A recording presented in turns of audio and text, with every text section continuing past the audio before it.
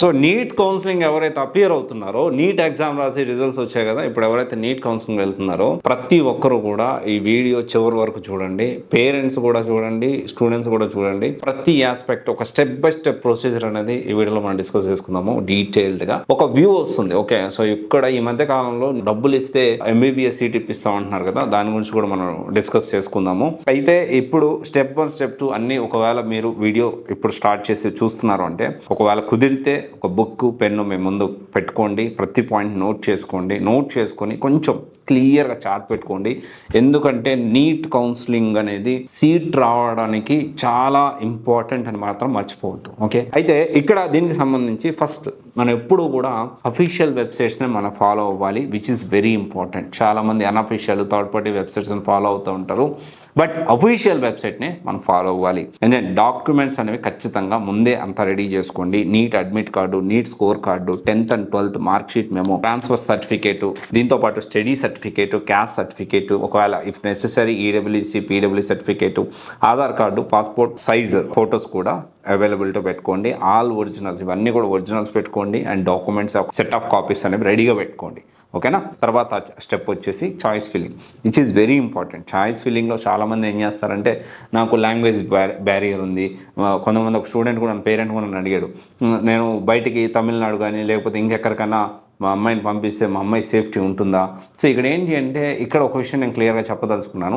All India కోటాకు వెళ్ళండి. ఒకవేళ అలాంటి కన్సర్న్స్ ఏముంటే, మనం ఆల్రెడీ కొన్ని ఇన్సిడెంట్స్ మనం పశ్చిమ బెంగాల్ అటువైపు చూసాము. అయితే ఏంటి అంటే, ఎక్కువ దూరం పంపిస్తాం అనుకుంటే మీరు సరౌండింగ్స్ పెట్టుకోండి. సౌత్ ఇండియా వరకు పెట్టుకోండి. సౌత్ ఇండియాలో కర్ణాటక, తమిళనాడు, ఆంధ్రప్రదేశ్ అండ్ తెలంగాణ, ఈ 4 స్టేట్స్ పెట్టుకోండి. ఈ 4 స్టేట్స్ని కూడా మనం ఆల్ ఇండియా కోటా మనం ఎలా వర్కౌట్ చేయొచ్చు అనేది ఆలోచన చేయండి. Okay, which is very important. All India quota, state quota, ఈ రెండింటి కూడా సపరేట్ వెబ్సైట్స్ ఉంటాయి. ఖచ్చితంగా మీరు అఫీషియల్ వెబ్సైట్స్ని ఫాలో అవ్వండి. ఈ రెండింటి మీద ఫోకస్ చేయండి. చాలా మంది ఓన్లీ తెలంగాణ కానీ ఆంధ్ర కానీ ఆలోచిస్తూ ఇక్కడ గురించి ఆలోచిస్తుంటారు. అలా కాకుండా ఈ 2 స్టేట్స్ కూడా కుదిరితే యాడ్ చేసుకోండి. తర్వాత గవర్నమెంట్ కాలేజెసా, ప్రైవేట్ కాలేజెసా, డీన్ టు యూనివర్సిటీ ఒకసారి క్రాస్ వెరిఫై చేసుకోండి.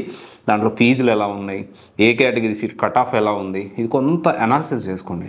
నాకు తెలుసు నీట్ ఎగ్జామ్ కోసం ఎంత కష్టపడ్డారో, నీట్లో సీట్ కౌన్సిలింగ్ ప్రాసెస్ కూడా అంతే ఈక్వల్ ఇంపార్టెంట్ అనే విషయం మర్చిపోవద్దు. ఇంకా చెప్పాలి అంటే అంతకంటే ఎక్కువ కూడా ఇది చాలా ఇంపార్టెంట్. ఓకే, దాని తర్వాత వచ్చేసి ఏంటి అంటే, మనకి A category seat, B category seat, ఇవి కూడా మీరు పక్కాగా ప్లాన్ చేసుకోండి. అండ్ వెరీ ఇంపార్టెంట్, కొన్ని కాలేజెస్లో నేషనల్ మెడికల్ కౌన్సిలింగ్లో రిజిస్టర్ అయి ఉండకపోవచ్చు. అవి ఉన్నాయా లేదా అనేది కూడా క్రాస్ వెరిఫై చేసుకోండి. హాస్పిటల్ రెగ్యులర్గా పేషెంట్స్ ఎక్కువ వస్తున్నారు, ఎందుకంటే ఎంబీబీఎస్ అనేది మొత్తం కూడా ప్రాక్టికల్ ఓరియంటెడ్ లెర్నింగ్ ఉంటుంది. ఈక్వల్ ప్రయారిటీ కాదు, ఇంకా ఎక్కువ ప్రయారిటీ ప్రాక్టికల్ ఓరియంటెడ్ ఉంటుంది. కాబట్టి ఈ రెగ్యులర్ పేషెంట్స్ వస్తున్నారు లేదా, ఆ ఫ్లో ఎలాగుంది కాలేజ్ రిలేటెడ్ హాస్పిటల్ అనేది క్రాస్ వెరిఫై చేసుకోండి. ఇంటర్న్షిప్ ఆపర్చునిటీస్ ఈ రోజుల్లో నిజంగా చెప్తా ఉన్నా, ఈవెన్ దో ఎంబీబీఎస్ కంప్లీట్ అయినా కానీ తక్కువ జీతాలకి, తక్కువ మళ్ళీ హౌస్ సర్జన్ అని 1 year చాలా తక్కువ జీతాలకు కూడా పని చేయాల్సిన పరిస్థితి వస్తుంది.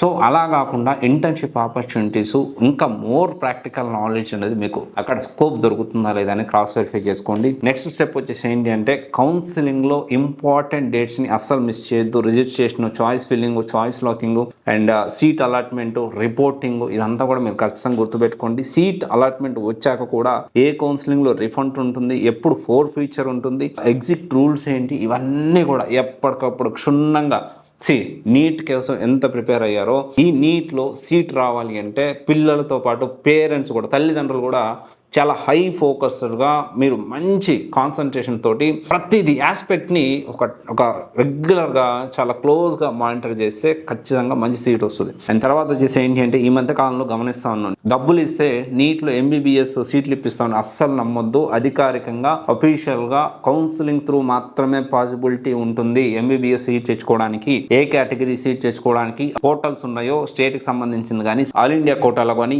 ఈ 2 మాత్రం అఫీషియల్ వెబ్సైట్స్లోనే మీరు ఫాలో అవ్వండి.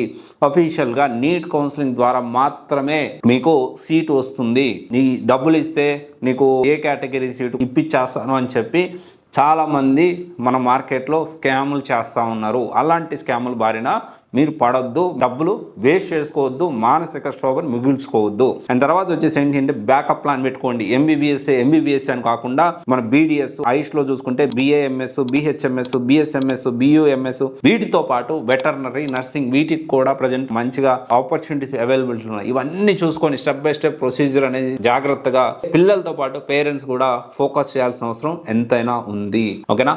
ఇదంతా కూడా నోట్ చేసి పెట్టుకొని ఒక స్టెప్ బై స్టెప్ ప్రొసీజర్ అనేది మీరు పెట్టుకోండి.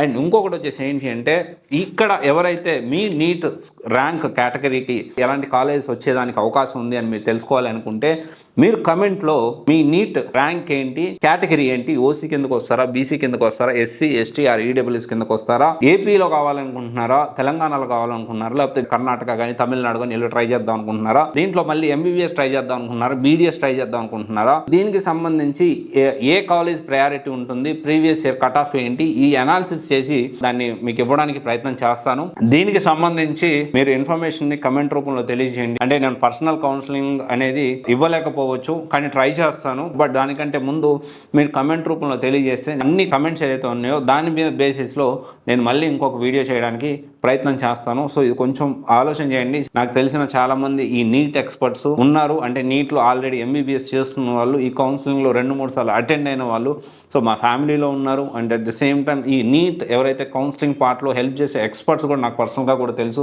వాళ్ళందరితో నేను మాట్లాడుతాను, అందరితో డిస్కస్ చేసి ఏదైతే బాగుంటుంది, ఎలాగైతే ముందుకెళ్ళొచ్చు అనే విషయాన్ని ఖచ్చితంగా మీకు చెప్పడానికి ప్రయత్నం చేస్తాను. ఈ వెబ్ ఆప్షన్స్లో కూడా ఎలా ఏంటి అనేది కూడా నేను దాని గురించి కూడా వర్కౌట్ చేస్తాను. మీకు త్వరలో దాని గురించి కూడా ఇన్ఫర్మేషన్ అనేది ప్రొవైడ్ చేస్తాను. Thank you.